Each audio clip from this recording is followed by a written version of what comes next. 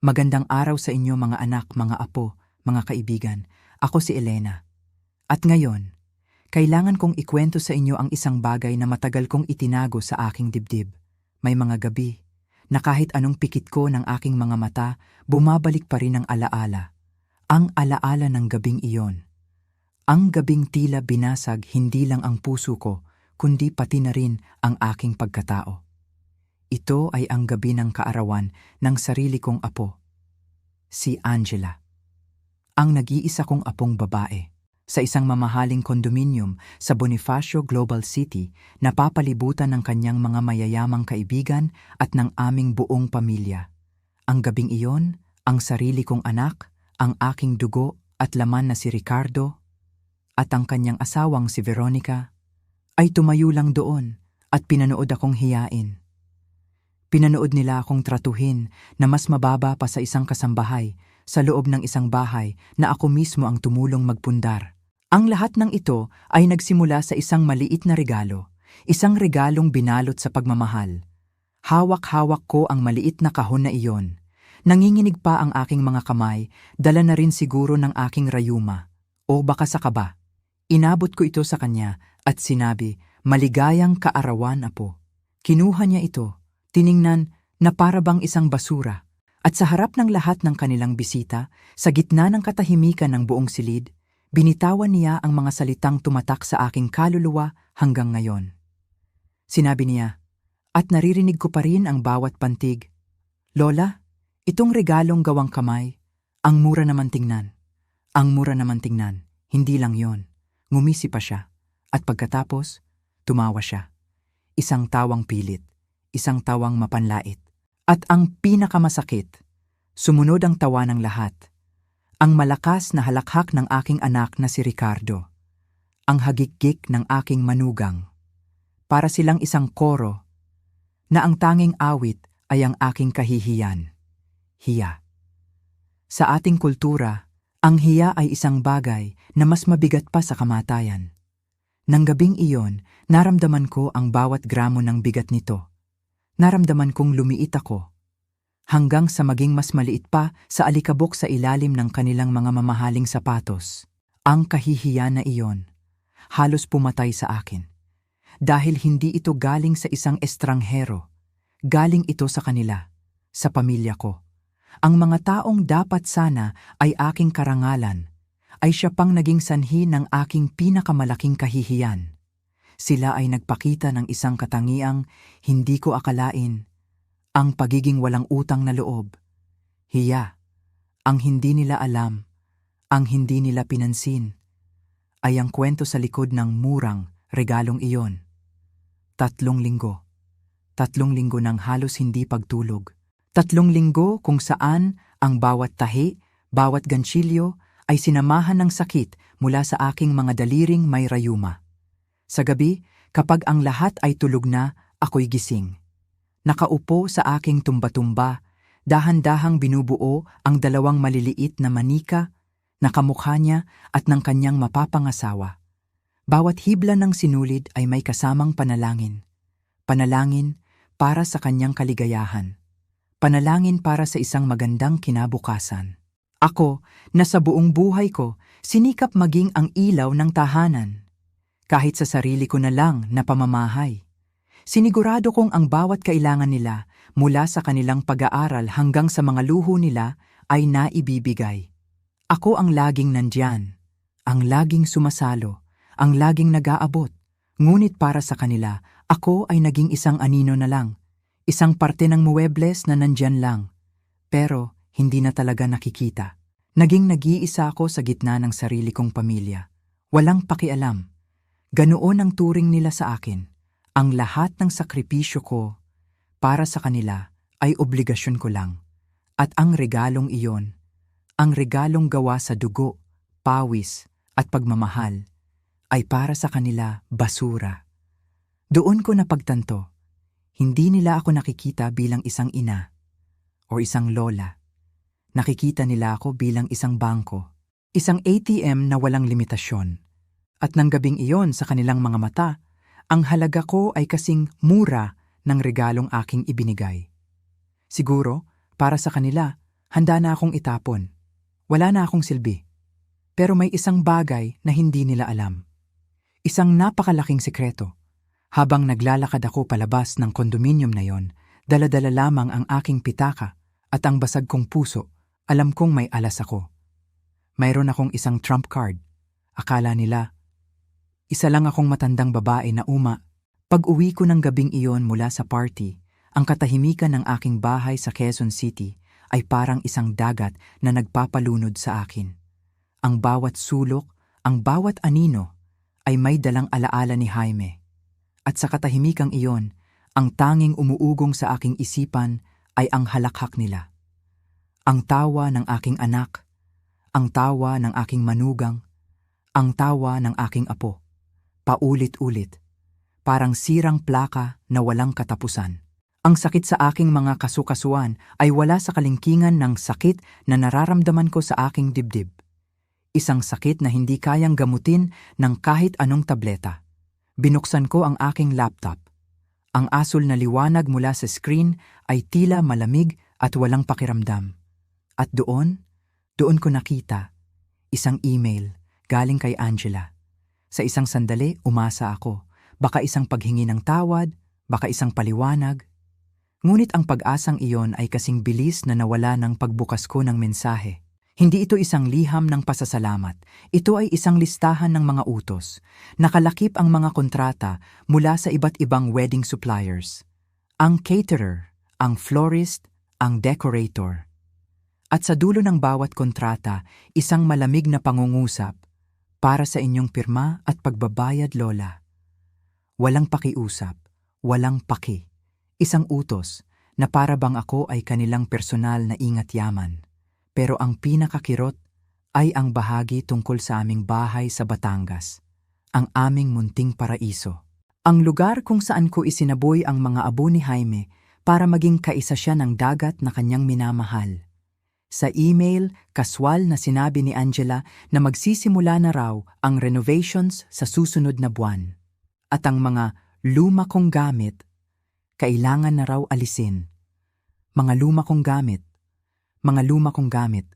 Ang tumba-tumba kung saan kami ni Jaime ay sabay na pinapanood ang paglubog ng araw. Ang lumang aparador na puno ng aming mga album ng litrato. Ang kama kung saan siya huling huminga. Para sa kanila, ang mga ito ay mga lumang gamit lang. Basura na kailangang itapon para magbigay daan sa bago. Sa modernong disenyo. Sa kasal na perpekto para sa Instagram. Doon nagsimulang manigas ang isang bagay sa loob ko. Ang lambot na matagal kong inalagaan ay unti-unting naging bato. Kinabukasan, ang paggising ko ay sinalubong hindi ng sikat ng araw, kundi ng isang malamig na text message sa aking telepono. Galing kay Ricardo, ang aking anak. Ma, may nakita akong magandang retirement community sa Alabang. Nag-set ako ng appointment para sa atin sa susunod na linggo. Para lang tingnan. Ang mga salitang iyon ay tila isang biro, isang malupit na biro. Hindi ito isang mungkahi, ito ay isang plano na binuo nila nang wala ako, nang walang pahintulot ko. Ipinaplano na nila ang katapusan ng aking buhay sa sarili kong pamamahay. Gusto na nila akong ilagay sa isang lugar, kung saan ako ay magiging isang obligasyon na lang na binibisita. At ang aking mga ari-arian ay malaya na nilang mapapakinabangan. Binura ko ang mensahe. Hindi ako sumagot. Dahil anong sasabihin ko? Na ang sarili kong anak ay tinatrato ako na parang isang problemang kailangang solusyonan? Hindi ko na natiis. Kinuha ko ang susi ng kotse at ang susi ng bahay sa Batangas. Kailangan kong makita. Kailangan kong maramdaman ang lugar na iyon bago nila ito tuluyang babuyin. Ang biyahe sa SLEX ay tila mas mahaba kaysa karaniwan. Bawat sasakyang dumadaan ay parang isang paalala ng bilis ng pagbabago ng mundo. At kung paano ako naiiwan. Ang pagkakahawak ko sa manibela ay mahigpit na mahigpit. Ang sakit sa aking mga kamay ay isang paalala ng aking edad at ng aking kahinaan sa kanilang paningin. Pagdating ko sa aming gate, may isang itim at makintab na SUV na nakaparada sa driveway. Hindi ko ito kilala. Dahan-dahan akong pumasok sa bahay. Ang amoy ng dagat at ng lumang kahoy ay sumalubong sa akin. Ngunit may kasama itong ibang amoy. Amoy ng pagbabago. Amoy ng mga taong walang respeto. Narinig ko ang mga boses mula sa sala. Isang boses ng babae, matinis at propesyonal. Pwedeng-pwede tanggalin ang pader sa pagitan ng kusina at dining area. Hindi naman magrereklamo si Mrs. Thompson. Bihira naman siya dito. Hindi magrereklamo. Para akong sinampal. Tumayo ako sa may pintuan. Naroon sila. Si Angela, si Veronica. At isang babaeng hindi ko kilala, may hawak na tablet. Nasa loob sila ng aking kusina. Ang kusina kung saan, noong 9 na taong gulang pa lang si Angela, ay buong pagmamahal ko siyang tinuruan kung paano lutuin ang paboritong kare-kare ng kanyang lolo Jaime. Ang alaala ay sariwa pa, pero ang lugar ay tila dayuhan na. Sa totoo lang, nagrereklamo ako, sabi ko. Ang boses ko ay mahina, pero sapat na para marinig nila. Lumingon sila, puno ng pagkagulat. Si Veronica ang unang nakabawi. Elena, anong gandang sorpresa? Pinag-uusapan lang namin ang ilang maliliit na pagbabago para sa kasal. Lumapit ako. Ang pagtanggal ng isang pader na sumusuporta sa bahay ay hindi maliit na pagbabago, sabi ko habang inilalapag ang aking bag sa ibabaw ng counter. Sino ang nag-apruba nito? Lumapit si Angela, ang kanyang mukha ay puno ng pekeng pag-aalala. Lola, napag-usapan na natin to. Noong Pasko, sabi niyo pwede naming gamitin ang bahay para maging perpekto ito para sa seremonya. Sinabi kong pwede ninyong gamitin, giit ko. Hindi ako pumayag sa demolisyon. Ang babaeng may tablet, na isang designer pala, ay sumabat. Hindi po ito demolisyon, modernisasyon po. Sinabi niya ito na para bang ako ay isang batang hindi nakakaintindi. Hindi ko na sila pinansin. Naglakad ako papunta sa sala, kung saan sa ibabaw ng lumang fireplace ay laging nakalagay ang aming litrato ni Jaime noong ika-40 naming anibersaryo. Ngunit wala na ito. Ang naroon ay isang mood board. Nakasulat dito, Hamptons Chic. Anong klaseng kababalaghan ito? Nasaan ang litrato ko? Tanong ko. Ang boses ko ay nagsimula ng manginig. Ah, sabi ni Veronica, na tila nag-iisip. Maingat naming itinago ang ilang personal na gamit para hindi masira habang nagre-renovate. Itinago. O itinapon? Nang gabing iyon, matapos silang umalis, mag-isa akong naghalungkat.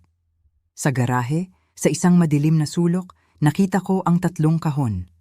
Nakasulat sa marker. Mga gamit ni Elena. Binuksan ko ang una. Naroon ang aming anniversary album, ang mga libro ni Jaime tungkol sa dagat. Binuksan ko ang pangalawa. At doon ko nakita ang aming litrato. Nakatumba, walang ingat na inilagay. At sa ilalim nito, ang 2 manikang ganchilyo. Ang murang regalo, basta na lang inihagis. Hinawakan ko ang manikang babae. Kinapa ko ang dibdib nito. Naroon pa rin, ligtas, ang diamante. Ang simbolo ng tunay na halaga na kanilang binaliwala. Habang nakaupo ako roon sa malamig na sahig ng garahe, tumunog ang aking telepono. Si Ricardo. Ang boses niya ay malambing at puno ng pag-aalala. Pekeng pag-aalala. Ma, tungkol doon sa family trust. Para rin ito sa kapakanan mo. Pagbaba ko ng telepono, may nakita akong isang brochure sa ibabaw ng mesa sa kusina na wala doon kanina. Seaside Retirement Living. May bilog sa isang floor plan at may sulat kamay ni Veronica. Perpekto para kay mama. Doon, sa sandaling iyon, naging malinaw ang lahat. Hindi na ito simpleng kawalan ng respeto. Ito ay isang sistematikong pag-aalis sa akin. Tinatanggal na nila ako, piraso bawat piraso, mula sa sarili kong buhay. At ang pinakamasakit sa lahat, ako mismo ang nagpahintulot dito. Pero hindi na. Hindi na ngayon. Ang mga sumunod na araw ay tila isang malabong panaginip. Alam kong kailangan kong kumilos, pero hindi ko alam kung saan magsisimula. Para akong isang sundalong walang armas sa gitna ng isang digmaan. Ang kalaban ko ay ang sarili kong pamilya. Isang umaga, tinawagan ko ang aking pinakamatalik na kaibigan, si Judith.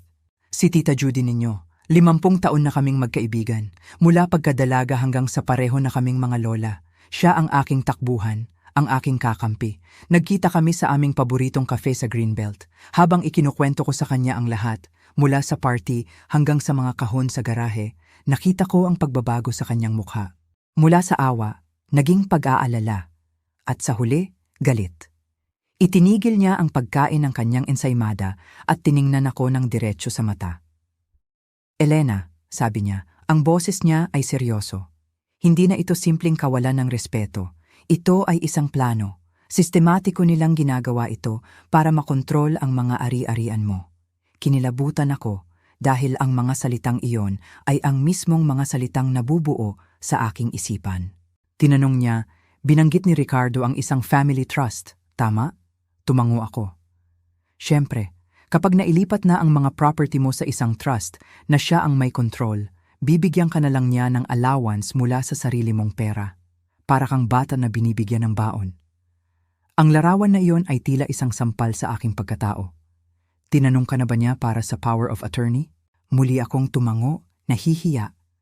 3 beses na mula noong Pasko. Palagi kong sinasabing pag-iisipan ko. Salamat sa Diyos at hindi ka pumayag, sabi ni Judy, at hinawakan ang aking kamay. Elena, pinanood kitang ibigay ang lahat sa pamilyang iyan. Ang oras mo, ang pera mo, ang pagmamahal mo. Ngayon, tanungin mo ang sarili mo, ano ba talaga ang nakukuha mo pabalik? Ang tanong na iyon ay parang isang malakas na suntok sa aking sikmura. Ano nga ba? Hindi respeto, hindi konsiderasyon, at tiyak na hindi pasasalamat. Ang nakukuha ko ay mga utos, mga plano sa likod ko, at mga brochure ng retirement home. Pamilya ko sila, Judy, mahina kong sabi. Umiling siya. Hindi, Elena. Sila ay mga taong sinasamantala ang kabaitan mo. Magkaiba yon. Umuwi ako ng may bigat sa dibdib, pero may liwanag na rin sa aking isipan. Tama si Judy. Kailangan kong kumilos. Ngunit kailangan ko ng patunay. Kailangan ko ng ebidensya. Ang tulong ay dumating mula sa isang taong hindi ko inaasahan. Ang aking apo, si Thomas. Ang tahimik na apo kong may hawak na kamera. Ang tanging taong tumingin sa akin nang may awa sa gabing iyon ng party. Isang gabi, tumawag siya. Ang boses niya ay mababa at nag-aalala. Lola, okay lang po kayo? Narinig ko po si Papa na pinag-uusapan ng beach house. Talaga po bang magre-renovate sila nang hindi kayo tinatanong? Ang simpleng tanong na iyon ay nagdala ng luha sa aking mga mata. Sa wakas, may isang taong nakakita. May isang taong nakaramdam na mali ang nangyayari. Marami silang plano, apo, na hindi nila sinasabi sa akin, sagot ko. Tumahimik siya sandali sa kabilang linya. Lola, sabi niya, may nakita po akong dapat niyong makita. May mga naiwang papel si Papa sa printer dito sa bahay. Mga financial statement, mukhang hindi po maganda. Kinabahan ako. Anong klaseng statements, apo? Mga lugi po sa investment, mga notice ng second mortgage sa bahay nila sa Alabang. Sa tingin ko po umaasa sila sa mga ari-arian niyo para makabangon. Ang mga salita niya ay tila mga pako na ipinupukpok sa kabaong ng aking pag-aalinlangan. Ito na ang katotohanan. Ipinadala niya sa akin ang mga kopya ng dokumento sa pamamagitan ng email.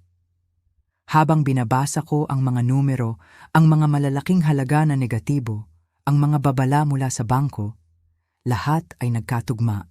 Naalala ko ang sinabi ni Ricardo tungkol sa pag-consolidate ng investments ko para sa mas magandang returns. Hindi ito para sa returns ko. Para ito sa pagtakip sa mga butas ng sarili niyang bulsa. Naalala ko rin ang sinabi ng aking bangko nang tumawag ako para itanong ang tungkol sa seguridad. May 3 beses daw na tinangkang mag-login sa aking online account mula sa isang hindi kilalang device sa loob lang ng 1 linggo.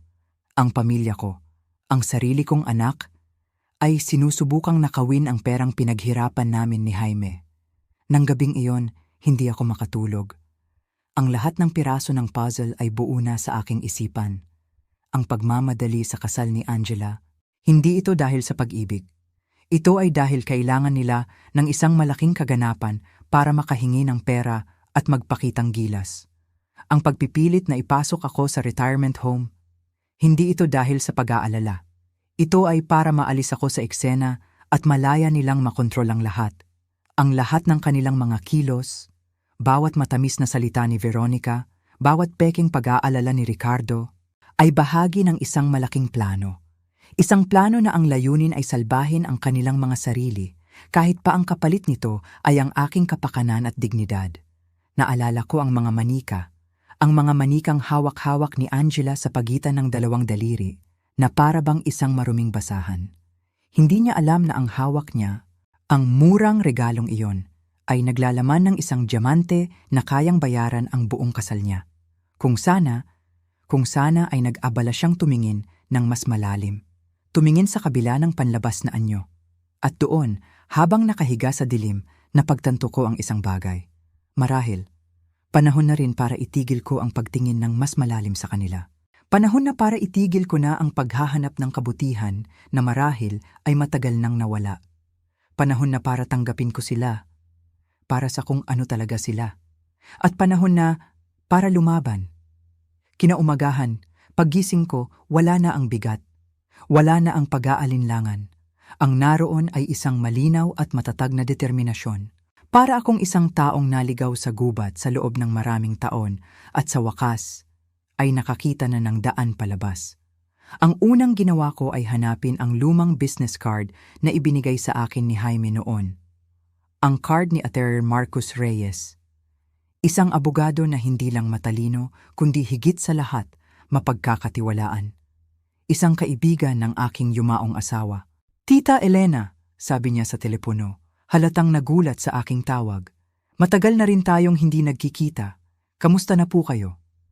"Marcus," sabi ko, ang boses ko ay kalmado ngunit matatag. "Kailangan kita. Kailangan nating mag-usap. Agad." Nagkita kami sa isang maliit at tahimik na coffee shop sa may Tomas Morato, malayo sa BGC o Alabang. Isang lugar kung saan hindi kami makikita. Dala ko ang isang folder na naglalaman ng lahat. Ang mga brochure ng retirement home. Ang mga financial statement na galing kay Thomas. Ang mga email mula kay Angela. Matapos kong ikwento ang lahat, mula simula hanggang dulo, sumandal si Attorney Reyes sa kanyang upuan at huminga ng malalim. May lungkot sa kanyang mga mata. "Kung nabubuhay lang si Jaime," sabi niya, "siguradong madudurog ang puso niya sa nangyayari." "Si Jaime ay umasa ng higit pa sa kanyang anak," sagot ko. Inilatag niya ang mga dokumento sa mesa. Sinuri niya ang bawat isa. Ang kanyang mga kilay ay nagsalubong habang tinitingnan ang mga lugi sa investment ni Ricardo. "Malubha ito, Tita Elena," sabi niya. "Si Ricardo ay lubog na lubog sa utang. At tama ang hinala ninyo, kayo ang nakikita niyang salbabida." Tumingin siya sa akin. "Ano po ang gusto ninyong gawin?" "Ano ang mga pagpipilian ko, Marcus?" Ipinaliwanag niya ang mga ito. Ang una ay ang simpleng pagtanggi. Sabihin sa kanila na hindi natuloy ang paggamit ng beach house para sa kasal. Ngunit habang sinasabi niya iyon, naisip ko ang gulo, ang sigawan, ang sumbatan, ang stress. Naalala ko ang sinabi ng doktor ko sa huli kong check-up. "Elena, ang blood pressure mo ay mataas. Iwasan mo ang stress. Sa edad mo, delikado iyan. Ang pagtanggi lang ay magdudulot ng mas matinding stress. Parang pag-apula ng apoy gamit ang gasolina." "Masyadong magulo iyon," sabi ko. Tumango si Attorney Reyes. "Naiintindihan ko po, ngunit may iba pang paraan," sabi niya. "Mga paraan na mas definitibo." Ang salitang iyon, definitibo. Tumatak ito sa aking isipan. Sa loob ng maraming buwan, ako ay palaging reaktibo. Sumasagot lang sa kanilang mga plano. Sumasalo sa kanilang mga desisyon. Ngayon, binibigyan ako ng pagkakataon na gumawa ng isang kilos na magtatapos sa lahat ng ito. Isang kilos na magbabalik sa akin ng kontrol. "Nakikinig ako," sabi ko. "Ang plano ay simple ngunit matapang. Ang plano ay hindi lang bawiin ang bahay, kundi alisin ito ng tuluyan sa kanilang mga kamay. Ibebenta namin ito, ng pribado, ng mabilis." Pagkatapos ng aming pag-uusap, ang unang pinuntahan ko ay ang aking bangko. Kinausap ko ang manager tungkol sa mga tangkang pag-login sa aking account. Agad kaming naglagay ng mga karagdagang security measures, mga bagong password, mga two-factor authentication. Habang ginagawa ko iyon, naramdaman ko ang unang patak ng kapangyarihan na bumabalik sa akin. Pag-uwi ko, ang aking determinasyon ay lalo pang tumibay. May naghihintay sa akin. Isang text message mula kay Angela. Ang final approval daw para sa mga bulaklak sa kasal. Halaga, 1,000,000 piso. At isa na namang brochure ng retirement home na nakapatong sa aking lamesa. Galing siguro kay Veronica. At pagkatapos, ang huling tulak na kailangan ko. Tumawag si Thomas. Lola, babala lang po. Makikipag-dinner po si Papa sa financial advisor ninyo bukas. Narinig ko pong sinabi niya na pag-uusapan nila ang pag-consolidate ng investments ni Mama para sa mas magandang returns. Doon na napuno ang salop. Wala na silang itinitira. Susubukan na nilang kunin ang lahat. Kinuha ko ang aking telepono at tinawagan si Atty. Reyes. Marcus, sabi ko, ang boses ko ay hindi na nanginginig. Ito ay buo. Ito ay desidido. Nakapagdesisyon na ako. Sigurado na po ba kayo, Tita Elena? Kapag sinimulan natin ito? Sigurado na ako, putol ko sa kanya. Tumingin ako sa bintana, sa mga ilaw ng syudad. Sa loob ng 79 na taon, madalas akong naging pasahero sa buhay ng iba. Ang asawa ni Jaime, ang ina ni Ricardo, ang lola ni Angela. Panahon na, sabi ko sa aking sarili, na ako naman ang maging piloto sa sarili kong buhay. Nang gabing iyon, sa unang pagkakataon sa loob ng maraming buwan, nakatulog ako ng mahimbing, walang bangungot, walang pag-aalala. Sa aking panaginip nakita ko si Jaime. Nakatayo siya sa dalampasigan ng aming bahay sa Batangas, nakangiti. At pagkatapos, dahan-dahan siyang tumango. Isang pag-apruba, isang basbas. Alam ko na, tama ang aking ginagawa. Ang laban na ito ay hindi ko laban mag-isa. Ang pagsisimula ng isang digmaan ay hindi palaging maingay. Minsan, ito ay nagsisimula sa isang tahimik na pagpupulong. Sa aking kaso, ito ay nagsimula sa aking dining table kasama ang isang babaeng hindi ko pa nakikilala noon. Ang pangalan niya ay Jennifer Santos, isang real estate agent na inirekomenda ni Atty. Reyes. Sinabi niya sa akin na si Jennifer daw ang pinakamagaling at pinakadiskrit sa buong Maynila. Inilatag ni Jennifer ang kanyang portfolio sa aking mesa, mga larawan ng magagarang bahay at kondominium. Tiningnan niya ako. Ang kanyang mga mata ay matalas at mapanuri. Ano po ba talaga ang hinahanap ninyo, Mrs. Thompson? Tanong niya. Huminga ako ng malalim. Ang hinahanap ko, sabi ko, ay isang buyer na mabilis mag-close at pinapahalagahan ng privacy. Para po sa anong property? Para sa aking beach house sa Batangas. Nakita ko ang bahagyang pagtaas ng kanyang kilay.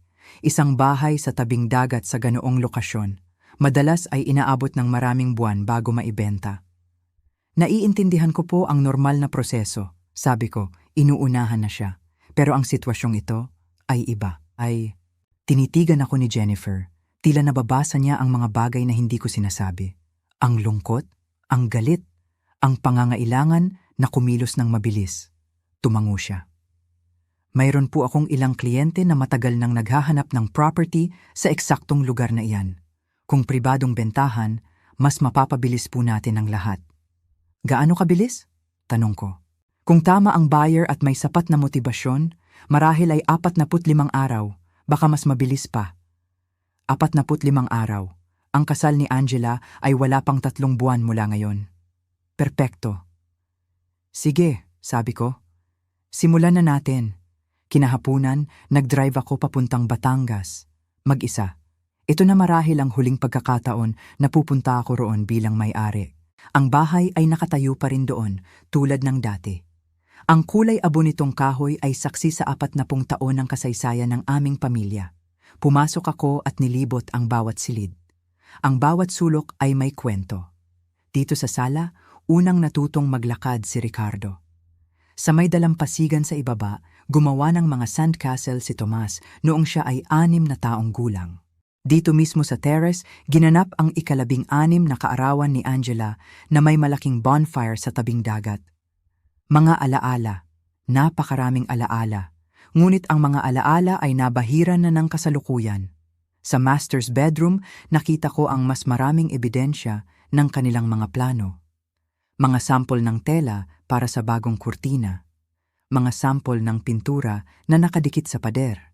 Isang floor plan na nagpapakita na ang aking personal na espasyo ay gagawin ng bridal suite. At sa ibabaw ng aking bedside table kung saan dati nakalagay ang aking mga libro, ngayon ay may isang tumpok ng mga wedding magazine. Para akong isang estranghero sa sarili kong tahanan. Umupo ako sa duyan na ginawa ni Jaime. Pinanood ko ang paghampas ng mga alon sa dalampasigan. Ito ang aming santuwaryo, ang aming kanlungan. Ngayon, ito ay isang teritoryong pinag-aagawan. Habang nakaupo ako roon, nag-vibrate ang aking telepono. Isang text mula kay Ricardo. Ma, kailangan nating pag-usapan ang isang mahalagang financial strategy. Dinner bukas. Isasama ko si Veronica at ang aming advisor. Hindi ako sumagot. Sa halip, tinawagan ko si Jennifer. Jennifer, sabi ko, ang boses ko ay matatag. Gusto kong simulan na agad ang pag-post ng property. Makalipas ang 2 araw, may balita si Jennifer. Mayroon na pong mga interesadong partido, sabi niya sa telepono. Isang kilalang tech entrepreneur at ang kanyang asawa. Handa silang mag-alok ng buong presyong hinihiling na may 40-day closing basta mananatiling pribado ang lahat. 4 na pong araw, mas mabilis pa sa inaasahan ko, hindi ako nag-atubili. Sabihin mo sa kanila, oo. Nag-ayos si Jennifer ng mga profesional na photographer para kunan ng litrato ang property. Kinabukasan, ginugol ko ang buong gabi sa pag-aalis ng mga personal na gamit na hindi ko kayang iwan. Mga album ng litrato, ang koleksyon ni Jaime ng mga libro tungkol sa dagat, ang maliit na kahon na gawa sa kahoy kung saan nakalagay ang isang bahagi ng kanyang mga abo. Habang paalis na ako, biglang dumating ang wedding planner ni Angela. Halatang nagulat siya nang makita ako roon. Ang kanyang mukha ay puno ng pagkalito. Mrs. Thompson, hindi po namin kayo inaasahan, sabi niya habang mahigpit na hawak ang kanyang tablet. Nandito lang po ako para sukatin ang lugar para sa tent. Tiningnan ko siya ng diretsyo. Hindi na kailangan, mahinahon kong sabi. Po, nagbago na ang mga plano sa kasal. Nagbago po? Pero wala pa pong sinasabi si Angela. Tinalikuran ko na siya. Habang papasok ako sa aking kotse, narinig ko siyang sumigaw. Ano po ang ibig ninyong sabihin? Hindi ko na siya sinagot. Habang nagmamaneho ako pabalik ng Maynila, isang kakaibang gaan ang aking naramdaman. Sa unang pagkakataon sa loob ng maraming buwan, ako ang kumikilos. Hindi lang ako basta sumasagot sa mga desisyon ng iba tungkol sa aking buhay. Ang pakiramdam na iyon ay parehong bago at pamilyar. Para bang muli kong natuklasan ang isang bahagi ng aking sarili na matagal nang natutulog. Nang gabing iyon, nag-imbita ako ng hapunan. Si Tomas lang, sa aking bahay sa Quezon City. Habang kumakain kami, ibinahagi ko sa kanya ang aking desisyon. Ibebenta niyo po ang beach house? Natigilan ang kanyang tinidor sa gitna ng ere? Bago po ang kasal? Oo. Ibinaba niya ang kanyang kubyertos. Tahimik siya sandali. Magwawala po sila. Malamang, sabi ko. Pero pag-aari ko yon para ibenta. Tumingin siya sa akin, isang tingin na puno ng pag-unawa at paghanga. Alam niyo po ba kung ano ang kakaiba, Lola? Sa tingin ko po, mas nirerespeto ko kayo ngayon kaysa dati. At noon pa man, nirerespeto ko na kayo. Ang kanyang mga salita ay nagdulot ng mga luhang hindi ko inaasahan. Salamat, Thomas. Paano po pagkatapos? Tanong niya. Magagalit sila, lalo na si Papa. Sinalubong ko ang kanyang tingin. Hindi ko responsibilidad na pamahalaan ang kanilang mga emosyon, sabi ko. Ngayon ko lang iyon napagtanto. Habang tinutulungan ako ni Tomas na magligpit ng mga plato, itinanong niya ang tanong na kanina ko pa inaasahan. Ito po ba ay dahil sa sinabi ni Tita Angela tungkol sa regalo? Pinag-isipan ko ang aking sagot.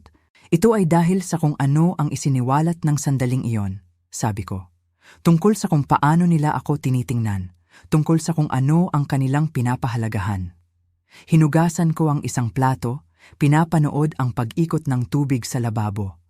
May mga bagay na kapag nalaman mo na, Hindi mo na maaaring kalimutan, Thomas. Nang gabing iyon, mag-isa sa aking study, nakatanggap ako ng email mula kay Jennifer. Ang formal na purchase offer. Ang closing date ay eksaktong 1 linggo bago ang araw ng kasal ni Angela. Pinirmahan ko ang mga dokumento sa pamamagitan ng computer. Sa bawat pag-click ng mouse, nararamdaman ko ang paggaan ng pasa na ilang dekada kong dinala. Anuman ang bagyong paparating, handa na akong harapin ito. Ang unang senyales na natuklasan na ng aking pamilya ang aking mga plano ay dumating ng 11:30 ng gabi.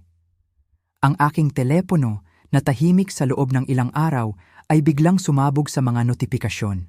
3 missed calls mula kay Ricardo. 7 text messages mula kay Angela. Ang huli ay naka-all caps. Please sabihin mo sa akin hindi ito totoo. Isinailent ko ang aking telepono at natulog ng mas mahimbing kaysa dati. Kinabukasan, si Ricardo mismo ang dumating sa aking pintuan. Nakapangtakbo pa siya, ang kanyang mukha ay namumula sa pagod at galit. "Anong ginagawa mo?" Sigaw niya pagbukas ko pa lang ng pinto. "Magandang umaga rin sa'yo, Ricardo," sabi ko. Pinapasok ko siya. "Gusto mo ba ng kape?" "Ayoko ng kape, gusto ko ng paliwanag, si Jennifer Santos, isang pribadong bentahan. Ano ba ang iniisip mo?" Nagsalin ako ng kape para sa sarili ko, dahan-dahan kong nilagyan ito ng krema. "Ang iniisip ko," sabi ko, "ay oras na para pasimplehin ang aking buhay." Sa pamamagitan ng pagbenta ng beach house ng pamilya, ilang linggo bago ang kasal ni Angela, ang kasal na dapat ay doon gaganapin, aking beach house, marahan kong pagtatama. At oo, hinaplos ni Ricardo ang kanyang numinipis na buhok. "Hindi mo maaaring gawin ito. Nakapagpadala na kami ng mga imbitasyon, nakapag-down payment na kami. Hindi na maaaring baguhin ang venue ngayon." "Kung gayon," sabi ko, "mas mabuting magsimula na kayong maghanap ng alternatibo." Nagdilim ang kanyang mukha. "Ito ay tungkol sa birthday party, di ba?" Sa komento ni Angela. "Nagbibiro lang siya, ma. Nag-o-overreact ka lang." Hinigop ko ang aking kape. Pinag-aaralan ng aking anak sa ibabaw ng tasa. Ang lalaking ito, na kamukhang-kamukha ni Jaime, ay walang bahid ng integridad ng kanyang ama. Hindi ito tungkol sa isang komento, Ricardo. Ito ay tungkol sa isang pattern ng pag-uugali. Kasama ka doon. Anong pinagsasabi mo? Ang mga brochure ng retirement community. Ang mga financial strategy meetings na inaayos mo nang wala ako. Ang mga hindi autorisadong pagtatangkang i-access ang aking mga account. Nagbago ang kanyang ekspresyon. "Para sa kapakanan mo yon, tumatanda ka na." "Matanda ako, hindi inutil," sabi ko. "At tiyak na hindi ako ulyanin, kahit na mas makakatulong siguro sa mga plano mo kung ganun ang iisipin ng lahat." Doon na bumigay ang kanyang pagkukunwari. "Ma, please," sabi niya, ang boses niya ay nagmamakaawa na. "May problema ako, malaki. Bumagsak ang Westridge Development. Nagbabanta ang mga investor na idedemanda ako kung hindi ako makakahanap ng kapital. Kaya ito pala, tungkol sa pera, hindi tungkol sa aking kapakanan." "Magkano ang kailangan mo?" tanong ko. Ang sagot niya, isang numero na may napakaraming zero. Halos 10 milyong piso, pan 10,000, ay kumumpirma sa lahat ng aking hinala. Hindi ito tungkol sa pagtulong sa akin. Ito ay tungkol sa pagsalba sa kanyang sarili. "Ang closing ng bentahan ay sa loob ng 5 linggo, sabi ko sa kanya. "Ang kikitain ay mapupunta sa mga account na wala kang access. Gagawin mo ito sa sarili mong pamilya? Kay Angela? Sa akin?" Lumakad ako papunta sa bintana. "Wala kayong ibang ibinigay sa aking pagpipilian, Ricardo. Ipinakita ninyo sa akin kung gaano kaliit ang respeto ninyo sa aking kalayaan, sa aking mga kagustuhan, at sa aking lugar sa pamilyang ito." Wala siyang naisagot. Kinahapunan, si Angela naman ang dumating. Ang kanyang mga mata ay namumugto, suot pa rin yata ang damit niya kahapon. "Nagwawala si Logan," sabi niya agad. "Nahihiya ang mga magulang niya. Alam mo ba kung anong itsura namin ngayon? Ang dating Elena ay aaluin siya, hihingi ng tawad, gagawa ng paraan para ayusin ang lahat. Ngunit wala na ang babaeng iyon. Napalitan na siya ng isang taong sa wakas ay kinikilala na ang sariling halaga. Kasing sama siguro ng itsura ko Noong pinagtawanan mo ang regalo ko sa harap ng lahat, kalmado kong sagot. Napaatras si Angela. Iba yon, nagpapakatotoo lang ako. Ako rin, nagpapakatotoo lang ako. Ibinenta na ang bahay, kailangan ng bagong venue para sa kasal. Pero bakit? Bakit mo ito gagawin sa akin? Pinag-aralan ko ang aking apo. Maganda, pribilehiyado, at lubos na bulag sa realidad ng iba. Wala akong ginagawang sa iyo, Angela. May ginagawa ako para sa sarili ko. Nang siya ay umalis, padabog at puno ng dramatikong galit, wala akong naramdamang kasiyahan. Ang naramdaman ko lang ay isang tahimik na katiyakan na sa wakas, nakatayo na ako sa sarili kong katotohanan. Nang gabing iyon, may isang hindi inaasahang bisita, si Logan, ang nobyo ni Angela. Pumasok siya, halatang hindi komportable. Mrs. Thompson, sabi niya, gusto ko po sanang makausap kayo nang walang ibang kasama. Nagtaka ako. Naparito ako para humingi ng tawad, sabi niya, at lalo akong nagulat.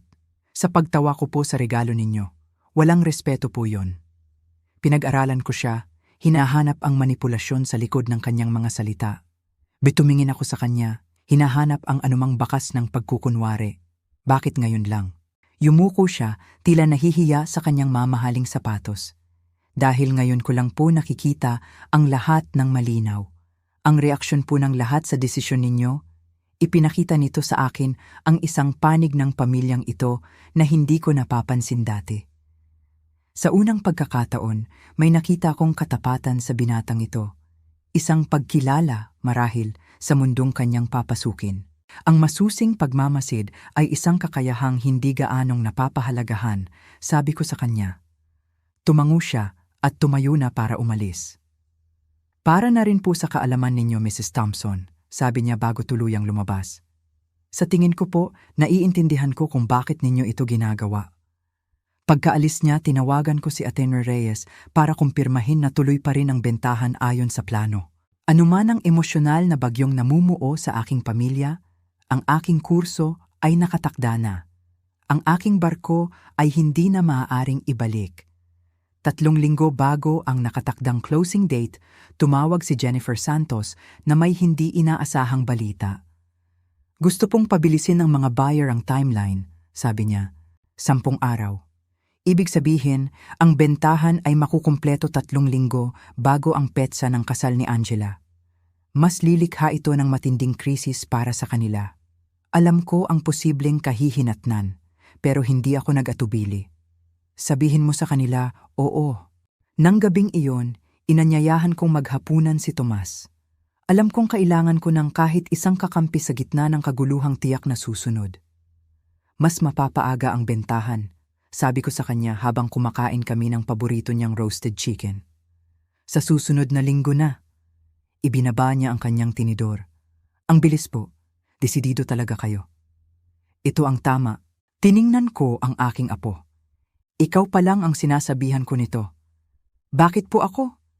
Dahil ikaw lang ang nakakakita sa akin bilang isang tao. Hindi bilang isang yaman na mapagkukunan. Itinaas ni Tomas ang kanyang salamin sa mata. Isang kilos na sobrang nagpapaalala sa akin kay Jaime. Nagpaplano po sila ng intervention, sabi niya. Si Papa, si Mama, si Tita Angela. Iniisip po nila na nagkakaroon kayo ng mental breakdown. Halos matawa ako. Siyempre, mas madaling maniwala na nasisiraan na ako ng bait kaysa tanggapin na gumagawa ako ng mga desisyon na hindi nila gusto. Ano po ang gagawin ninyo? Pinag-isipan ko ang tanong. Paninindigan ko. Nang gabing iyon, pagkaalis ni Tomas, nakatanggap ako ng text mula kay Ricardo. Family dinner bukas, 7 p.m. Sa bahay ko. May mahalagang pag-uusapan. Ang bitag ay inihahanda na. Sumagot ako ng isang simpleng, pupunta ako. Pagkatapos ay tinawagan ko si Atty. Reyes. Nagpaplano sila ng intervention, sabi ko sa kanya. Malamang ay para makabuo ng kaso na wala na ako sa tamang pag-iisip para pamahalaan ang aking mga ari-arian. Sigurado po ba kayong gusto ninyong pumunta? Halata ang pag-aalala sa kanyang boses. Oo. Ang pagtakbo ay magpapatibay lang sa kanilang kwento.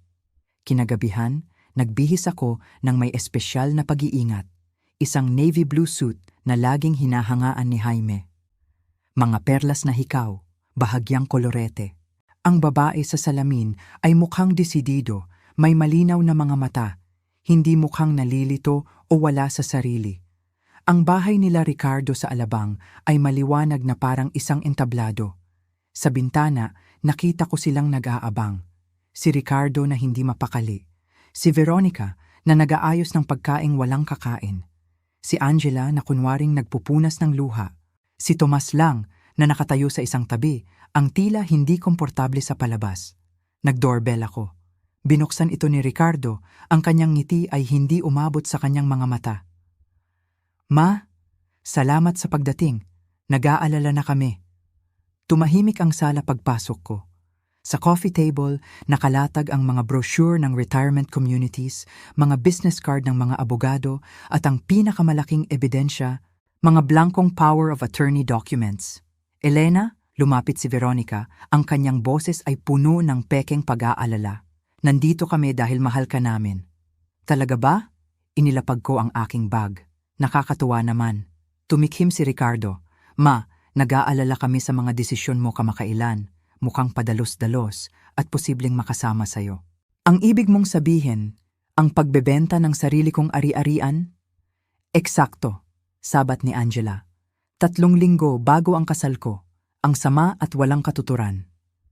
Tiningnan ko silang lahat.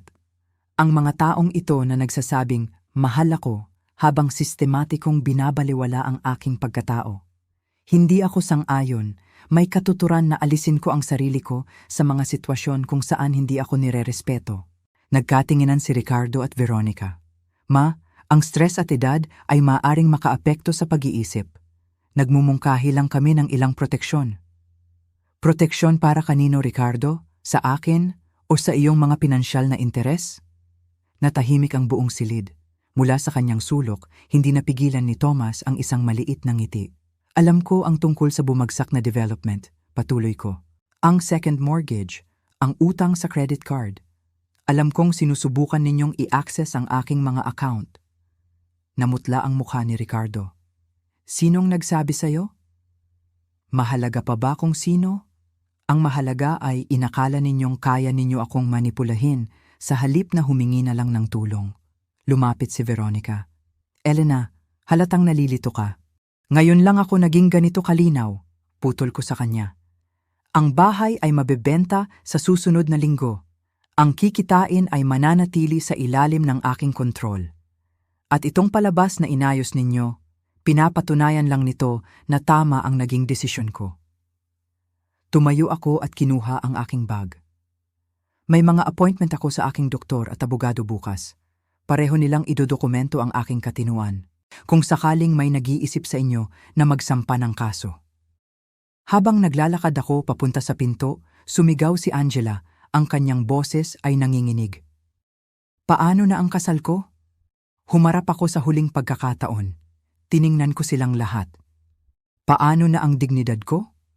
Ang katahimikan na sumunod sa akin palabas ay mas kasiya siya kaysa sa anumang argumento na maaari pa nilang ibato. Dumating ang araw ng closing. Ang panahon ay perpekto. Maaliwalas ang langit, banayad ang hangin. Ang uri ng araw na laging nagpaparamdam na ang beach house ay isang piraso ng langit sa lupa. Pinirmahan ko ang mga huling papeles sa opisina ni Ateneo Reyes.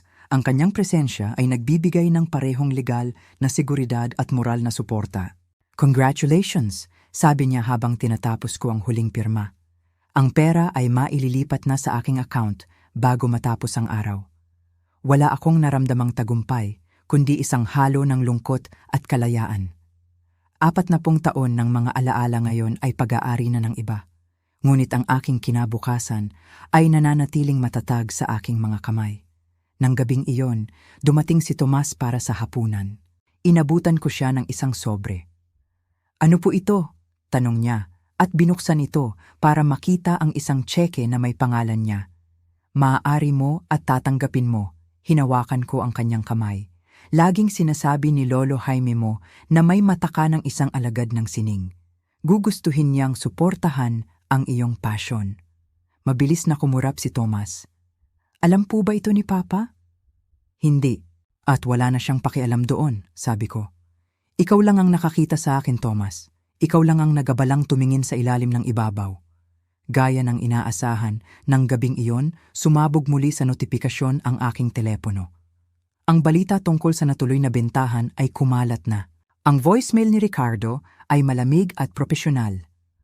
Ma, dismayado ako na itinuloy mo ang padalos-dalos na kilos na ito. Kailangan nating pag-usapan ang damage control. Ang mensahe ni Veronica ay puno ng pagiging martir. Elena, sana ma-realize mo ang ginawa mo sa pamilyang ito. Lubos na nawasak si Angela.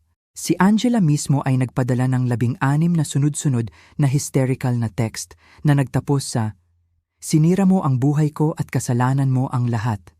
Isinailent ko ang aking telepono at natulog ng payapa. Kinabukasan, nakipagkita ako sa isang real estate agent, hindi na si Jennifer. Isang babae na dalubhasa sa mga ari-arian para sa mga aktibong senior citizen. Tiningnan namin ang 3 kondominium sa mga upscale na gusali. Lahat ay may seguridad, mga amenity, at malapit sa mga lugar na matagal ko nang gustong puntahan. Ito po ang may pinakamagandang tanawin, sabi niya habang nakatayo kami sa isang corner unit sa ika-15 palapag ng isang gusali sa Makati na may tanawin ng syudad. At ang seguridad po ay napakahigpit. Pinag-aralan ko ang espasyo. Bukas, maliwanag, at ganap na naiiba sa aking kasalukuyang tahanan. Perpekto ito. Sa hapon, nag-alok ako. Sa gabi, tinanggap ito. Dumating si Ricardo nang hindi nag-aanunsyo. Ang kanyang mukha ay parang kulog. Bumibili ka ng property nang hindi kumukonsulta sa akin pagkatapos ng lahat ng nangyari? Hindi ko alam na kailangan ko pa ng konsultasyon mo para pumili ng sarili kong bahay. Ma, sinusubukan kitang tulungan. Hindi, Ricardo. Sinusubukan mo akong kontrolin. Magkaiba yon. Nasa krisis ang pamilya. Wasak ang kasal ni Angela. Nagbabanta ang mga magulang ni Logan na babawiin na ang kanilang suporta. Mukhang mga problema iyan na dapat solusyonan ni Angela at Logan. Paano ka naging ganito kalamig? Kinabukasan ito ng apo mo. Pinag-aralan ko ang aking anak. Ricardo, kailan pa naging tungkol na lang sa pagsuporta sa pangarap ng iba ang buhay ko nang walang pagsasaalang-alang sa sarili ko? Wala siyang naisagot. Ang closing ng bagong property ay sa loob ng 3 linggo, sabi ko sa kanya. Magbabawas ako ng maraming gamit. Pumunta kayo ni Veronica para piliin ang anumang muebles na gusto ninyo bago ako mag-ayos ng estate sale. Talagang itutuloy mo ang lahat ng ito. Hindi ito isang tanong, pero sinagot ko pa rin. Oo, Ricardo, talagang gagawin ko. Pagkaalis niya, naramdaman ko ang isang halo ng pighati at determinasyon. Nawawala ang aking pamilya. O mas tamang sabihin, natutuklasan ko na hindi pala talaga sila naging akin. Nagring ang aking telepono. Isang text mula kay Thomas. Kararating lang ng balita tungkol sa Makati. Proud of you, Lola. Kailangan niyo po ng tulong mag-impake? Kahit isang tulay ay nanatiling buo sa gitna ng nasusunog na mga guho ng aking mga relasyon. Kailangang maging sapat na iyon. Kinansela ni Logan ang engagement, sabi sa akin ni Thomas habang nagkakape kami. Dumating na ang Setyembre. Nalungkot ako para kay Angela. Sa kabila ng lahat, hindi ko ginusto na masaktan siya ng ganito. Natakot daw ang mga magulang niya sa family instability, sabi ni Thomas. Si Angela, devastated. 3 araw nang hindi lumalabas ng apartment. Isa sa alang-alang mo po bang kausapin siya? Tanong ni Thomas. Hindi para humingi ng tawad, pero para lang. Sa tingin ko po, nahihirapan talaga siya. Nang araw na iyon, nakatanggap ako ng tawag mula kay Judith. Nakasalubong ko si Angela sa Bloomingdale's. Isinasauli niya ang mga regalo sa kasal. Elena, ang itsura niya ay kahabag-habag. Nang makita niya ako, humagulgol siya doon mismo sa gitna ng housewares. Ang larawang iyon, ang aking apo na umiiyak sa gitna ng mga mamahaling gamit sa mesa na hindi na niya kakailanganin, ay nagpabuhay ng isang bagay sa loob ko na akala ko'y tuluyan ng tumigas. Nag-text ako kay Angela. Gusto mo bang magkape bukas? Ang sagot niya ay mabilis. Bakit? Para magyabang ka? Hindi, para makinig. Pagkatapos ng mahabang paghinto, sumagot siya. Sige, Maaga akong dumating sa kafe. Si Angela ay dumating, nakasuot ng malaking sunglasses. Nang tanggalin niya ito, nakumpirma ko ang sinabi ni Judith. Ang itsura mo ay kahabag-habag, sabi ko. Ang mga salita ay lumabas bago ko pa mapigilan. Sa aking pagkagulat, tumawa siya, isang tawang basag. Salamat Lola, laging prangka. Bakit mo ginawa yon? Tanong niya. Ang pagpapahiya ba sa akin ay sapat na para sirain ang relasyon mo sa buong pamilya? Ano ang naramdaman mo noong binuksan mo ang regalo ko? Tanong ko sa kanya. Umamin siya. Nahihiya ako, akala ko mukha itong mura. At naisip mo ba kung ano ang mararamdaman ko? Umiling siya. Hindi talaga. Iyon ang sagot ko. Pagod na akong hindi isinasaalang-alang. Kaya sinadya mong sirain ang kasal ko para turuan ako ng leksyon? Hindi. Ibinenta ko ang ari-arian ko dahil napagtanto kong mas naging mahalaga na iyon sa inyong lahat kaysa sa akin. Ang bahay ay isang simbolo, Angela. Ang totoong issue ay hindi na ninyo ako nakikita bilang isang tao. Isa na lang akong yaman na kailangang pamahalaan, isang hadlang na kailangang lagpasan, o isang mapagkukunan na kailangang pagsamantalahan. Hindi siya sumagot, pero sa unang pagkakataon, naramdaman kong tunay siyang nakikinig. Alam mo ba na may diamante sa loob ng isa sa mga manikang iyon? Mahina kong tanong. Ang diamante ng lola sa tuhod mo, ipinaayos ko iyon para sa'yo. Gulat siyang tumingala. Ano? Kung tumingin ka lang sa ilalim ng ibabaw, makikita mo sana ang isang bagay na may tunay na halaga. Tumulo ang kanyang mga luha. Itinapon ko sila, bulong niya. Itinapon ko sila sa basura ng gabing iyon. Ang huling salita niyon, ang diamanteng nawala magpakailanman. Sa tingin ko, sabi ko sa wakas, lahat tayo ay nakapagtapon na ng mga bagay na mas mahalaga kaysa sa ating inaakala. Naghiwalay kami ng walang resolusyon, ngunit may nagbago. Isang siwang sa pader ng aming samaan ng loob na maaring, sa paglipas ng panahon, ay pasukan ng liwanag. Ilang linggo pagkatapos, sa aking bagong kondominium, nakatanggap ako ng isa pang hindi inaasahang bisita, si Veronica. Ang ganda ng bago mong lugar, sabi niya. Pagkatapos ng ilang sandali ng katahimikan, nagsalita siya. Elena, may utang akong paumanhin sa'yo. Nagulat ako. Naghihiwalay na kami ni Ricardo, patuloy niya. Ang mga problemang pinansyal, ang stress ng lahat ng ito, matagal na itong namumuo. Gusto kong malaman mo, sabi niya, tinitingnan ako ng diretsyo. Ang mga brochure ng retirement community, ang mga mungkahi tungkol sa power of attorney, karamihan sa mga iyon ay ako ang nagpasimuno. Sumama lang si Ricardo, pero ako ang nagtulak. Bakit mo ito sinasabi sa akin ngayon? Dahil marami akong napag-isipan. Tungkol sa pagtanda, tungkol sa sarili kong ina, na tinatrato ko ng eksakto kung paano kita tinrato. Hindi magandang realisasyon. Habang paalis siya, huminto si Veronica sa pinto. Para sa kaalaman mo, Elena, sa tingin ko, tama ang ginawa mo. Natagalan lang akong makita ito. Isang taon, eksakto sa araw ng malagim na birthday party ni Angela, nag-host ako ng isang maliit na salo-salo sa aking kondominium sa Makati. Piling-pili ang mga bisita. Si Thomas, si Ricardo, mag-isa ngunit tila kontento na. Si Judith, si Atayna Reyes. At ang pinaka-nakakagulat sa lahat, si Angela na dumating huli, dala ang isang palumpon ng mga bulaklak.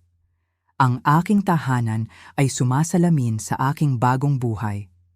Sa hapunan, ang usapan ay dumaloy ng mas madali kaysa sa aking inaasahan. Si Ricardo ay nagsalita tungkol sa kanyang bagong trabaho sa isang non-profit na may tunay na pasyon. Si Tomas ay nagbahagi ng balita tungkol sa kanyang nalalapit na gallery showing. Si Angela, mas tahimik kaysa dati ngunit mas totoo, ay nabanggit ang kanyang pagbabalik sa graduate school. Pagkatapos ng dessert, itinaas ni Thomas ang kanyang baso. Para kay Lola Elena na nagturo sa ating lahat na hindi pa huli ang lahat para ipaglaban ang sarili. At ang tunay na halaga ay hindi laging nakikita sa panlabas na anyo, dagdag ni Angela, na may maliit na ngiti. Nang paalis na ang mga bisita, tinawag ako ni Angela sa isang tahimik na sulok. Mayroon po akong para sa inyo, sabi niya at inilabas ang isang maliit na kahon. Sa loob ay isang kuwintas, isang simpleng silver setting na may hawak na pamilyar na diamante. Alam ko pong sinabi ninyo na pwede ko itong itago, mabilis niyang paliwanag. Pero ipinaayos ko po ito para sa inyo. Naisip ko po, dapat kayo ang magsusuot nito ngayon, sa halip na itago pa para sa kinabukasan ng iba. Isinuot ko ang kuwintas. Maganda ito. Marami po akong natutunan, sabi niya. Nang ibenta ninyo ang beach house, nawasak po ako. Pero pinilit ako nitong harapin ang maraming bagay tungkol sa sarili ko. Tungkol sa kung ano talaga ang gusto ko, kumpara sa kung ano ang akala ko ay dapat kong gustuhin. At ano ang gusto mo talaga? Ngumiti siya, isang tunay na ngiti na matagal ko nang hindi nakikita. Ang lumikha ng isang bagay na makabuluhan, ang magkaroon ng kaalaman sa isang bagay na mahalaga sa akin. Ang bumuo ng mga relasyon na batay sa respeto sa isa't isa, hindi sa pakinabang. Iyon ang mga layunin mo, Angela, sabi niya. Hindi ko lang napansin dati. Nang umalis na ang lahat, tumayo ako sa aking balkonahe.